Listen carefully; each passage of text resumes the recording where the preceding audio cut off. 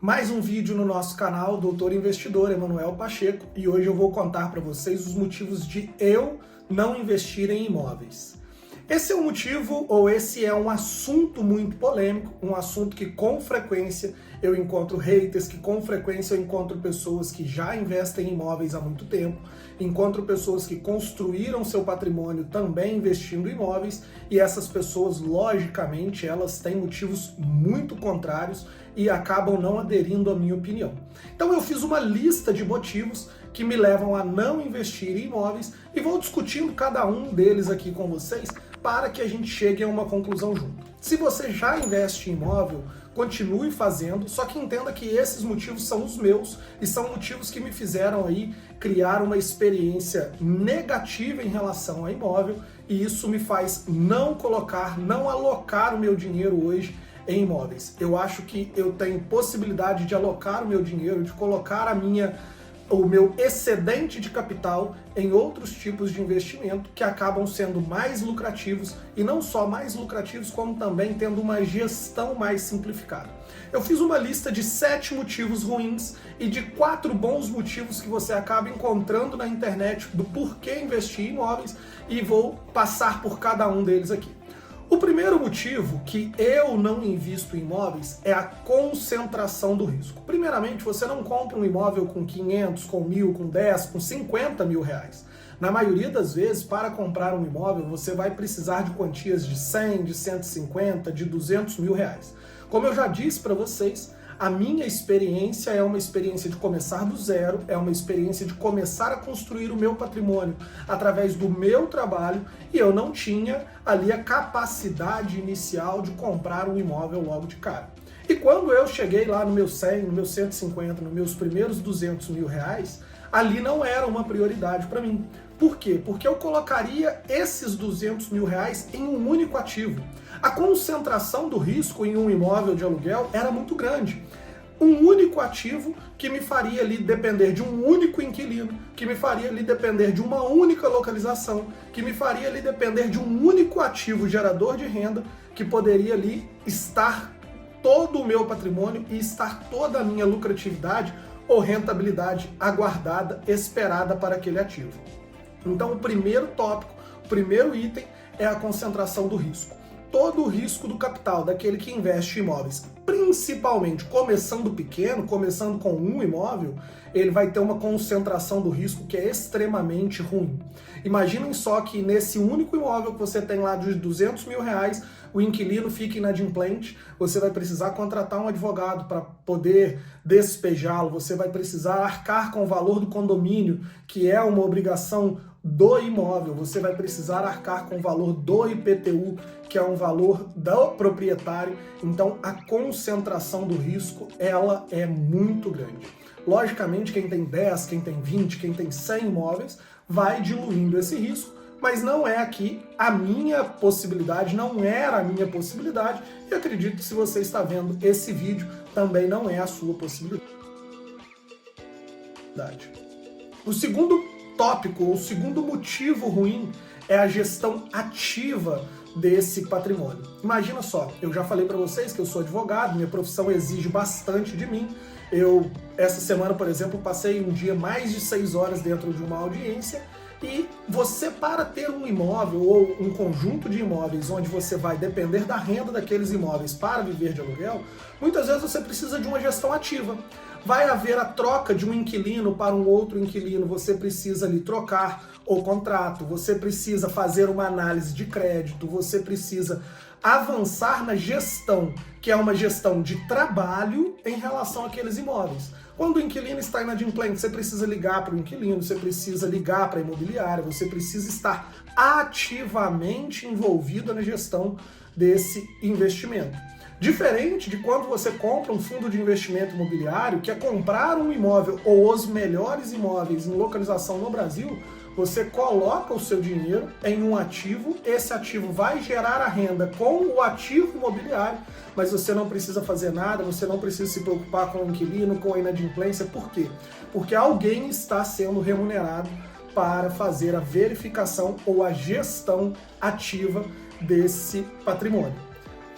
Item 1, concentração do risco. Item 2, gestão ativa. 3, rendimento. Se você olhar hoje o rendimento dos imóveis, e vou falar principalmente na região onde eu moro, esses imóveis eles não conseguem aí entregar mais que 0,6, no máximo um imóvel residencial entregando 0,7 do seu valor patrimonial. Ou seja, um imóvel que custa R$200 mil entregando 0,6, 0,7, às vezes até muito menos do que esse valor em rendimento. Rendimento esse que, quando você compara com as ações e com os fundos de investimentos imobiliários, você vê que as ações e os fundos de investimentos imobiliários é uma renda variável, assim como os imóveis, mas eles têm um rendimento muito maior. O imóvel é uma renda variável? É claro que sim. Por quê? Porque se você compra um imóvel por R$200 mil, você vai ver a variância desses R$200 mil ao fazer a venda desse imóvel. Seja ela para cima, seja ela para baixo. Porque você pode vender em um momento de crise e não encontrar os R$200 mil para que alguém pague esse valor no seu imóvel. Então você vai vender por 180, por 170 e essa variação, ela existe. Um quarto motivo é o imposto de renda pessoa física. Nesse momento, nós estamos gravando no dia 21 de abril de 2024, os dividendos e os rendimentos dos fundos de investimentos imobiliários ainda são isentos de imposto de renda, algo que também é um benefício muito grande para o investidor de renda variável e não é uma possibilidade hoje para o investidor em imóveis. Esse aluguel que ele vai receber do seu inquilino, e aqui estou falando de imóveis como renda passiva, ele está dependendo de uma declaração e uma tributação muito possível lá no seu imposto de renda. O quinto motivo é a diversificação. Tem tudo a ver com a concentração do risco, que é o primeiro assunto que nós falamos. Dentro das ações, dos fundos de investimentos imobiliários, você não só pode diversificar na geografia, você também pode diversificar na moeda, você também pode diversificar no tipo de investimento. Então, a diversificação do seu capital, do seu dinheiro, no investimento de renda variável, ele é muito superior à possibilidade de diversificação. Exemplo, eu, Emanuel, tenho não só ações, como também fundos de investimentos imobiliários e tenho também ações fora do Brasil. Eu estou saindo do risco Brasil, estou saindo da geografia Brasil e estou saindo do risco do real, que neste ano que nós estamos gravando, é uma das moedas que mais se desvalorizaram no mundo.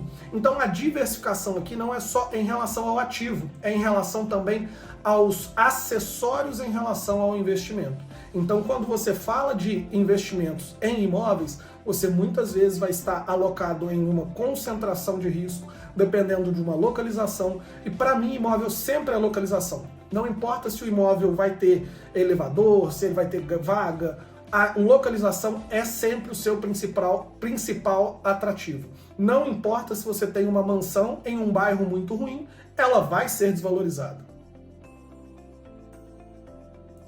O sexto motivo que eu anotei aqui, que é um dos meus motivos para que eu não invista em imóveis, é a ausência de liquidez. Hoje eu tenho meu capital investido em ações, fundos de investimentos imobiliários, e se eu quiser agora, não agora porque agora eu estou gravando no domingo e sempre falo isso para vocês, mas na segunda-feira, às 10 horas da manhã, liquidar todas as minhas posições e fazer o que eu quiser com esse dinheiro, eu vou a valor de mercado, vou ver quanto os meus investimentos estão valendo e eu consigo agora estar com esse dinheiro livre na minha conta, a ponto de fazer um Pix para fazer o que eu quiser da minha vida. Se eu tenho um único imóvel e preciso usar esse dinheiro, eu vou depender do humor do mercado. Eu vou depender de alguém que queira comprar, eu vou depender de alguém que queira pagar, eu vou depender de corretor, eu vou depender de anunciar, eu vou depender de anúncios. Então a ausência de liquidez, ela é algo que também incomoda o Emanuel na hora de investir. Logicamente que quem investe pensando em dividendos, quem investe pensando em renda, sabe que o dinheiro que você coloca na bolsa é um dinheiro que não deve sair de lá. Ele deve gerar mais dinheiro, assim como é a ideia de quem vive de aluguel. Não é a ideia de vender um imóvel. Mas, eventualmente, a vida ela é feita de riscos e de mais surpresas do que nós podemos controlar. E então, a ausência de liquidez ela pode ser extremamente negativa. E o último assunto, que é um assunto que só um advogado poderia estar falando para vocês, não é um assunto que você costuma ver em qualquer vídeo, é a sucessão patrimonial. Quando a gente fala de sucessão patrimonial, a gente precisa falar de inventário. No Brasil, inventário é algo maçante. Inventário se resolve com duas coisas: dinheiro para pagar impostos e documentação correta. E nós vivemos em um país onde a documentação dos imóveis é cada vez mais complexa, é cada vez mais burocrática, porque depende de cartório, depende de várias outras situações que são alheias ao que o investidor pode controlar, e a gente também precisa de dinheiro para pagar impostos. Então, muitas vezes, a realidade dos clientes que nos procuram com 20, com 30, com 10 imóveis em relação a investimentos e que fazia isso para viver de aluguéis, quando ele está ausente, a sua família tem uma dificuldade muito grande de conseguir regularizar aquele patrimônio, porque ele vai precisar passar por um inventário, pagar imposto, e geralmente a ausência de liquidez, a ausência de dinheiro, ela faz com que a família sofra muito. Não só isso, como também a obrigatoriedade de a família acompanhar a gestão ativa. Por quê? A gestão ativa desse patrimônio era algo que muitas vezes quem sabe fazer foi aquela pessoa que começou lá atrás, começou do zero. Agora a família vai sofrer muito com isso, vai sofrer muito com o aprendizado dessa gestão ativa, até que a família possa então aprender a viver de aluguéis. O que para mim é extremamente negativo. Quando eu não invisto pensando só em mim. Em um vídeo passado já disse que eu invisto hoje já para um filho que eu não tenho, invisto pensando nas pessoas que eu amo, invisto pensando na minha esposa, e eventualmente, na minha ausência, essas pessoas vão ficar muito bem, porque não só tem capital para que elas possam viver, como também um capital bem alocado, gerando renda todos os meses. Então, 7 motivos para que o doutor investidor, o doutor Emanuel, não invista em imóveis são: concentração de risco, gestão ativa, rendimento, imposto de renda, diversificação, ausência de liquidez e a sucessão patrimonial quando nós falamos de inventário. Os motivos que fazem as pessoas investirem em imóveis, isso procurando na internet, foram 4. E só para que vocês entendam, todas as grandes fortunas do mundo ou foram construídas com imóveis ou participação em empresas. Isso não significa que eu não goste de imóveis, significa que eu invisto em imóveis através dos fundos de investimentos imobiliários, que no final a minha exposição, o meu risco também é imobiliário. Entretanto, em imóveis situados nas melhores ruas de São Paulo, nas melhores ruas do Rio de Janeiro, com a gestão de pessoas extremamente capazes, muito mais capazes do que eu, com rendimentos muito elevados, aqueles que estariam na minha mão se eu estivesse alocando esse capital em imóveis na minha cidade, e isento de imposto de renda com liquidez imediata. Os motivos bons que as pessoas elencam na internet são 4: segurança, renda passiva, potencial de valorização e diversificação. Esses 4 motivos eu acho que nem precisaria explicá-los, mas eles já estão aqui desmistificados. Segurança, as pessoas hoje elas já têm uma confiança muito maior nos bancos. Mas só para que vocês entendam, a segurança hoje do seu investimento em uma ação é imaginar que o seu dinheiro está alocado em uma das 500, 400 maiores empresas do Brasil. Principalmente as empresas que já têm a capacidade de gerar lucro e de gerar dividendo, que são aquelas que me interessam, como por exemplo Banco do Brasil, Itaú, Banco do Bradesco. São empresas que, meu amigo, se essa empresa quebra, o Brasil está Não é uma questão de risco relacionada só a você. Se uma grande empresa dessa hoje, ela tem algum tipo de dificuldade financeira, você pode ter certeza que nós todos vamos passar por dificuldades e a última coisa que nós vamos pensar é em dividendos. Renda passiva, nós já vimos aqui que existem vários outros ativos capazes de gerar renda passiva e gerar renda passiva muito maior. Não só para que vocês entendam a geração de renda passiva, é importante entender uma lógica do mundo. Uma lógica básica do mundo imaginem só, as empresas, principalmente aquelas listadas em bolsa, elas também pagam aluguel e geralmente os imóveis são fundos de investimentos imobiliários ou são os melhores imóveis da cidade. É só você pensar onde o Banco do Brasil está na sua cidade, onde o Itaú está na sua cidade, esses são os melhores imóveis na maioria das vezes da sua cidade. Se essa empresa não cresce mais do que a inflação ou mais do que o índice que está regendo aquele contrato de locação, ela vai ter menos lucro. E isso não é algo que a empresa se preocupa, porque na maioria das vezes ela passa esse custo para mim e para você, que somos o cliente final. Então, a potencialização de valorização das empresas ela é muito maior do que em relação aos imóveis e os rendimentos dos imóveis, tendo em vista que as empresas repassam esse custo final para o cliente.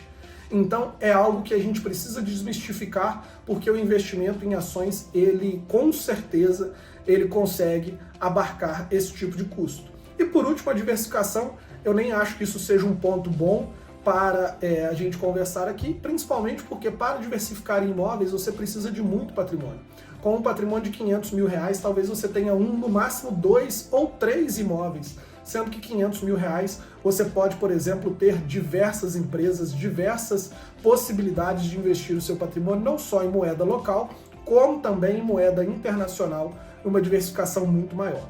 Esse é um vídeo do porquê eu não invisto em imóveis, eu vou continuar não investindo em imóveis, vou continuar alocando o meu capital em renda variável, principalmente em ações e fundos de investimentos imobiliários. Eu estou começando essa jornada aqui, espero que você me acompanhe. A jornada, ela é longa e a gente sempre termina os nossos vídeos dizendo que só o trabalho enriquece. Os investimentos, eles potencializam a riqueza. Então fique aí para o próximo vídeo, porque vai ser muito legal essa nossa caminhada.